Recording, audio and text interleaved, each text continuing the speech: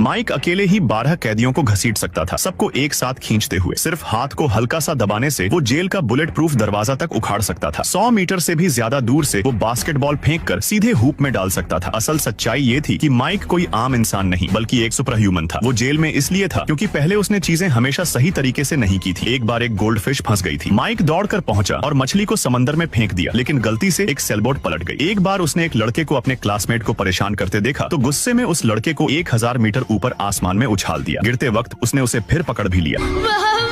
बस हो गया, क्या बच्चे की तरह रोता है। एक बार कुछ अपराधियों को पकड़ने के लिए माइक ने उनकी कार को सीधा एक इमारत की मीनार के ऊपर टिका दिया। उसे कभी नतीजों के बारे में सोचने की आदत नहीं थी। इसी वजह से सिटी पुलिस उसे गिरफ्तार करना चाहती थी और कोर्ट उसे तलब करना चाहता था, लेकिन अफसोस कोई उसे पकड़ ही नहीं पा रहा था। उसका रवैया साफ था। मूल समस्या ये थी कि उसे किसी की परवाह नहीं थी। वो खुद को सही समझता था। उसके दोस्त जॉन ने उसे सलाह दी कि अगर वो अपनी खराब इमेज बदलना चाहता है तो उसे जनता से माफी मांगनी चाहिए और खुद को अदालत के हवाले कर देना चाहिए। माइक को ये आइडिया बिल्कुल पसंद नहीं आया, लेकिन आखिरकार उसने जॉन की बात मान ली। कुछ ही समय बाद वो सलाखों के पीछे था। जेल में कदम रखते ही सारे कैदी उसे घेर लेते हैं। आखिरकार उन्हीं में से ज्यादातर को उसी ने किसी न किसी तरह से जेल भिजवाया था। हर एक बदला लेना चाहता था। माइक ने सबको समझाने की कोशिश की कि वो लड़ाई करने नहीं आया है, लेकिन कोई सुनने को तैयार नहीं था। मजबूरी में उसे पलटकर जवाब देना पड़ा। उसकी एक हरकत ने वहाँ मौजूद सब लोगों की रूह तक हिला दी। 2 दिन बाद जॉन उससे मिलने आया और बताया कि जज ने उसे 8 साल की सजा सुना दी है। ये सुनते ही माइक आग बबूला हो गया। उसी पल उसने बुलेट प्रूफ दरवाजा उखाड़ दिया और बाहर निकलने को तैयार हो गया। जॉन ने ये देखा और उसे रोकने के लिए दौड़ पड़ा। जॉन ने उसे समझाया, माइक एक हीरो है और जब तक वो ये बात नहीं मानेगा उसकी जिंदगी हमेशा खराब रहेगी। अगर वो सच में हीरो बनना चाहता है तो उसे इस रास्ते पर चलना होगा, जेल में रहना होगा, इंतजार करना होगा जब दुनिया उसे पुकारेगी। काफी सोचने के बाद माइक ने जेल में ही रहने का फैसला कर लिया। इसके बाद वो रोज कैदियों के सपोर्ट ग्रुप में जाने लगा, दूसरों के साथ शांति से रहने की कोशिश करने लगा। फिर भी वो हर दिन अपनी सेल में खुद को अकेला महसूस करता था। एक दिन अचानक एक गार्ड माइक के पास आया और बताया कि पुलिस चीफ को उसकी मदद चाहिए। ठीक वैसा ही हुआ जैसा जॉन ने कहा था। समाज को उसकी जरूरत पड़ गई थी। शहर के बीचों बीच एक बैंक पर भारी हथियारों से लैस बदमाशों ने हमला कर दिया था। वो पुलिस पर ताबड़तोड़ फायरिंग कर रहे थे और भारी नुकसान हो रहा था। पुलिस की उम्मीदें टूटने लगी थी और तभी आसमान से अपनी यूनिफॉर्म में माइक नीचे उतरा।